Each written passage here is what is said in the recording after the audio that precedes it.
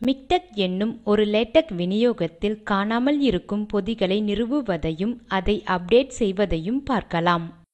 டெஸ்க்டாப்பில் technique சென்டரை காணலாம். இதை நிறுவுவது எப்படி என தெரியாவிட்டால் விண்டோஸில் லேடக் நிறுவி இயக்குவது என்ற டுடோரியலை காணவும். அதில் விண்டோஸில் மிக்டெக் நிறுவுதலும் சேர்ந்துள்ளது. இது விண்டோஸில் மிக்டெக் நிறுவுவதையும் அடக்கியது. நான் தயாரித்த எல்லா டுடோரியல்களிலும் பதிவு செய்த டுடோரியல்களின் அளவு நான் கணினியில் செலவிட்ட நேரமேதான். ஆனால் நடப்பு டுடோரியலில் வலை இணைப்பு தேவையாக உள்ள சிலவற்றை காட்ட வேண்டியிருக்கிறது. வலை இணைப்பு வேகம் மிதமாக இருப்பின் தரவிறக்கங்கள் நேரமாகலாம். ஆகவே தேவையான போது பதிவை தற்காலிக நிறுத்தம் செய்து விடுவேன். பீமர் கிளாஸை பயன்படுத்தும் ஒரு ஃபைலை காணலாம். இதோ இருக்கிறது. பீமர் பற்றி தெரியாவிடில் அது குறித்த டுடோரியலை காண்க. Ctrl F7 ஐ ஒன்றாக அழுத்தி இந்த ஃபைலை தொகுக்கலாம்.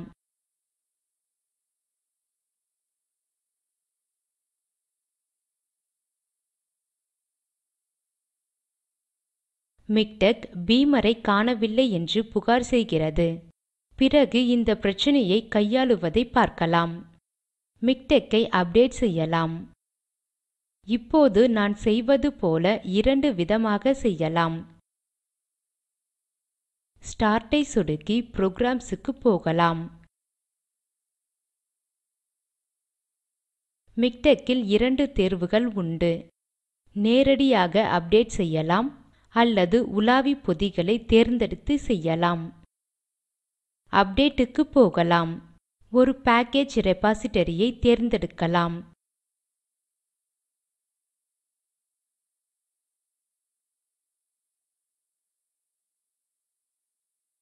வழக்கமாக நான் இன்ரியாவை பயன்படுத்துகிறேன். கடைசியாக அதை பயன்படுத்தியதால் இப்போது அது தேர்வாக காட்டப்படுகிறது. ஆரம்பத்தில் உங்களுக்கு இந்த இரண்டு பொத்தான்கள்தான் தெரியும். Let me choose a remote package ரெபாசிட்டரியை தேர்ந்தெடுக்கிறேன். இதை முயற்சித்து பார்க்கலாம். அதனால் முன் இணைப்புகளை அமைக்க வேண்டும். நான் ஒரு ப்ராக்ஸி சர்வரை பயன்படுத்துகிறேன். Address board.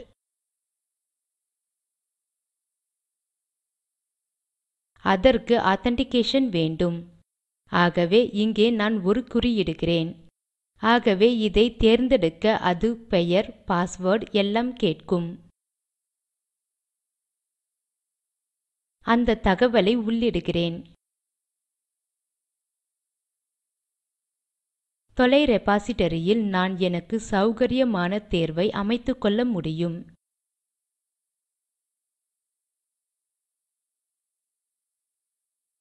இங்கு இது ஏற்கனவே தேர்ந்தெடுக்கப்பட்டுள்ளது. அதையே தேர்ந்தெடுக்கிறேன். அப்டேட் செயல் நேரமெடுக்கும். ஏனெனில் அது எல்லா பொதிகளின் தகவல்களையும் தரவிறக்க வேண்டும்.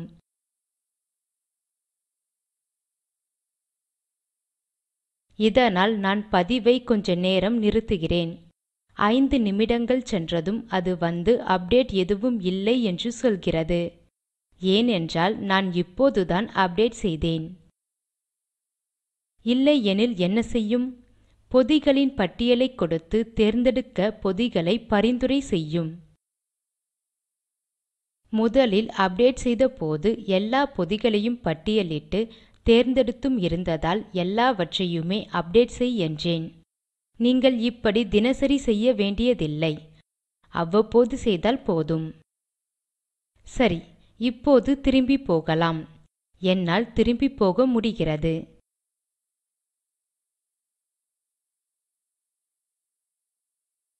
உங்கள் அருகில் உள்ள ரெபாசிட்டரி மூலமோ ஒரு டிவிடி சிடி விநியோகத்தின் மூலமோ இந்த அப்டேட்டை செய்யவும் முடியும். நீங்கள் அப்படி கூட செய்யலாம். இப்போது இதை நான் கேன்சல் செய்கிறேன். இன்னும் பீமரை சேர்ப்பது பற்றி நாம் பார்க்கவில்லை. மிக்டெக் விநியோகத்தை அப்டேட் செய்தோம், அவ்வளவே. நான் அதற்கு 2 வழிகள் இருப்பதாக சொன்னேன். இப்போது காட்டப்போவது இரண்டாவது வழி. புரோகிராம்ஸ், மிக்டெக் போகலாம். இதில் ப்ரௌஸ் பேக்கேஜஸ் என தேர்ந்தெடுக்கலாம். இதுவும் கொஞ்ச நேரம் ஆகும். லோட் ஆக சில நொடிகள்.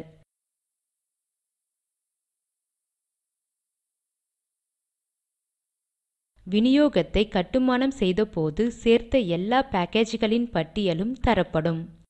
இந்த நெடுபத்தி தான் மிக முக்கியம். இதில்தான் நமக்கு வேண்டிய பேக்கேஜ் கணினியில் இருக்கிறதா என்று காண முடியும். ஆகவே இப்போது கீழே போய் பீமர் இருக்கிறதா என்று பார்க்கலாம். இதோ பீமர். ஆனால் இந்த பத்தியில் ஒன்றுமில்லை. ஆகவே நம் கணினியில் பீமர் இல்லை. சரி, மேற்கொண்டு போகும் முன் முதலில் இப்படி போகலாம். Task update wizard. சற்று நேரம் முன் பார்த்த அதே மெனு பட்டியலை காண்கிறோம். நீங்களும் முன் செய்ததையே செய்ய முடியும். இணைப்பு ப்ராக்ஸி எல்லாம் சரியாக இருக்கிறதா என்று சோதித்துவிட்டு தேவையான பொதியை தேர்ந்தெடுத்துவிட்டு மேலே போகலாம். நாம் இப்போது அப்டேட் செய்ய போவதில்லை என்பதால் இதை நாம் தொடரப் போவதில்லை. சில தொலைத்தளங்கள் வேலை செய்யாமலும் இருக்கலாம் என்பதையும் நினைவில் இருத்த வேண்டும். சிலவற்றை முயற்சி செய்து சரியாக வேலை செய்வதையும் பார்க்கவும். பின் தைரியம் வந்துவிடும். பிறகு மீண்டும் மீண்டும் பயன்படுத்தலாம். இப்போது இதை கேன்சல் செய்கிறேன். இப்போது நாம் செய்ய நினைத்ததை செய்வோம். இதை தேர்ந்தெடுக்கிறேன். உடனே இது செயலுக்கு வந்துவிட்டது. இப்போது இதை நிறுவு என்று சொன்னால் இந்த நிறுவல் அப்டேட் செய்யப்படும். ஒரு பொதி நிறுவப்படும் என்று சொல்கிறது. அதையே செய்வோம். இது இப்போது ப்ராக்ஸி உறுதிப்படுத்தல் வேண்டும் என்கிறது. இப்போது இதை மூடலாம்.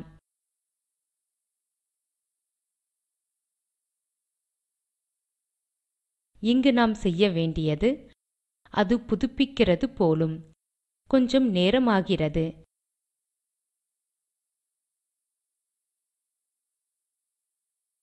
ஆகவே நாம் ரெபாசிடரியை மாற்றுவோம். இதை மீண்டும் செய்ய வேண்டும். இணைப்பு ஏற்கனவே இருக்கிறது. சரி, இதற்கும் பாஸ்வேர்ட் வேண்டியிருக்கிறது. அதை கொடுப்போம்.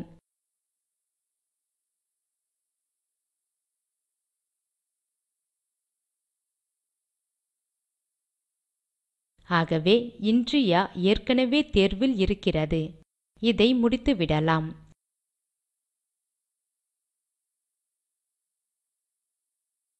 சில நிமிடங்களுக்கு பின் சிலதை அப்டேட் செய்ய முடியாது என்று பிழை செய்தி வருகிறது. பரவாயில்லை. என்ன செய்யலாம் எனில் எப்படியாவது நாம் விரும்பிய பொதியை நிறுவலாம்.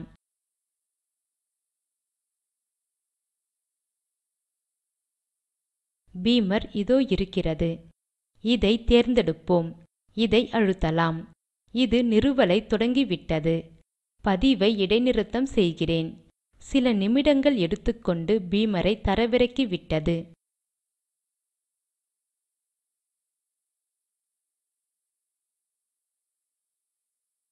ஆகவே இதை மூடலாம்.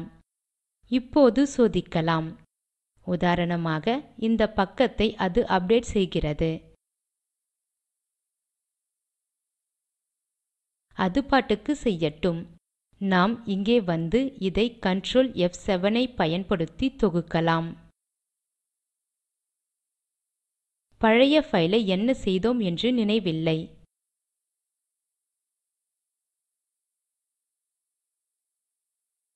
இதை கேன்சல் செய்யலாம். இதுதான் சமீபத்திய தொகுப்பின் ஃபைல். இதை தெளிவாக இதை மூடி Ctrl F7 ஐ அழுத்தலாம்.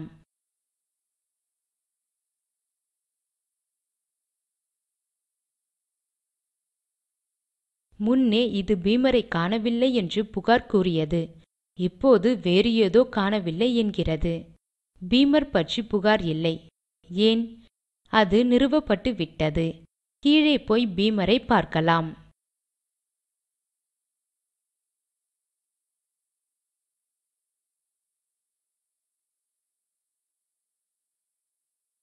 கீழே ஸ்க்ரோல் செய்து பார்க்க பீமர் நவம்பர் 5ஆம் தேதி நிறுவப்பட்டதாக சொல்கிறது. இப்போதைய புகார் என்ன என்று பார்க்கலாம்.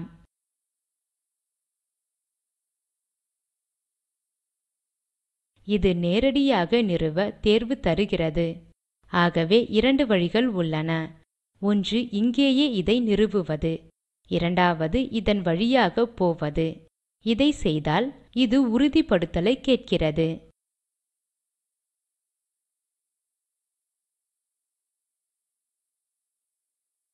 முன் செய்த முறையில் அது பிரதி எடுப்பதை எல்லாம் காட்டிக்கொண்டு இருந்தது. இப்போது எல்லாம் பின்புலத்தில் நடக்கிறது.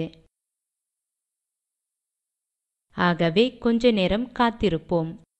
அதையும் தரவிறக்கிவிட்டது. xcolor.sty காணவில்லை. நிறுவவா என்கிறது. சரி என்போம். அது பின்புலத்தில் நிறுவுகிறது. இப்போது டிரான்ஸ்லேட்டர் காணவில்லை என்கிறது. அதையும் நிறுவலாம். பல நிமிடங்களுக்கு பின்னும் ஒன்றும் பிழை செய்து காணவில்லை. சரி, இங்கே போய் இப்போதைய நிலை என்ன என்று பார்க்கலாம். மறு அமைவு செய்துவிட்டு நாம் நிறுவ சொன்னதெல்லாம் நிறுவியாகி விட்டதா என்று சோதிக்கலாம். பீமர் இதோ இருக்கிறது. மற்றவை எல்லாம் பிஜிஎஃப் கோடு, xcolor மற்றும் டிரான்ஸ்லேட்டர் எல்லாம் இருக்கின்றனவா என பார்க்கலாம்.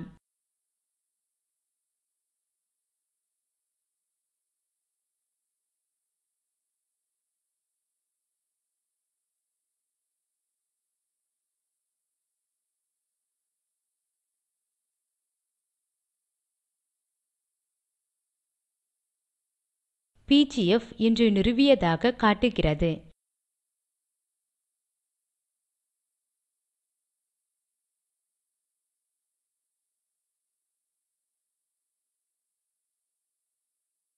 டிரான்ஸ்லேட்டரும் நிறுவியாகிவிட்டது.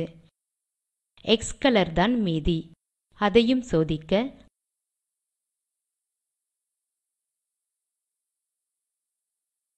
அதுவும் நிறுவியாகிவிட்டது.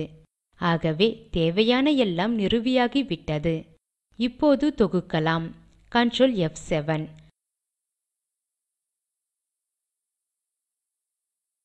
எல்லாம் சரியாக இருப்பதாக தோன்றுகிறது. இனி இது வேண்டாம். மூடிவிடலாம்.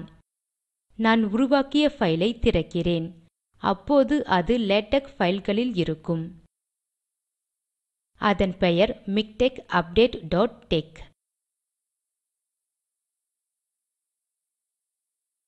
இப்போது மிக்டெக் அப்டேட்.pdf ஐ பார்க்கிறேன். இதோ இதுதான் நான் பார்க்கும் ஃபைல்.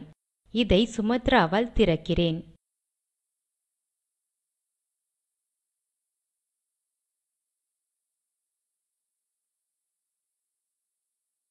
இதோ இருக்கிறோம். இதை கொஞ்சம் சிறிதாக்கலாம்.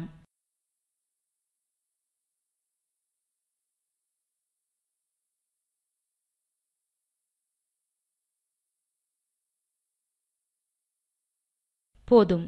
நீங்கள் பெரிதாக்கும் போது என்ன ஆகிறது என கவனியுங்கள். இதை இப்போது மூடலாம். இங்கே தேதி நவம்பர் 4 என்று இருக்கிறது. ஏனெனில் நேற்று இதை செய்ய பார்த்தேன். சரியாக வரவில்லை. ஆகவே இதை 5 என்று மாற்றலாம்.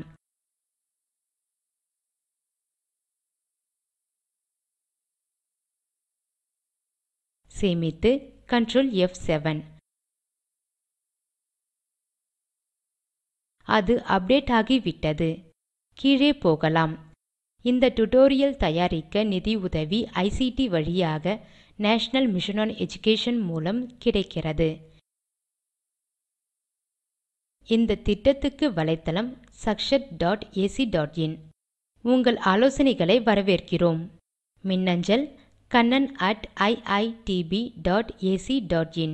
எதிர்காலத்தில் இந்த ஸ்போக்கன் டியூட்டோரியல் செயல்களை ஸ்போக்கன் tutorial.org மூலம் செய்ய இருக்கிறோம்.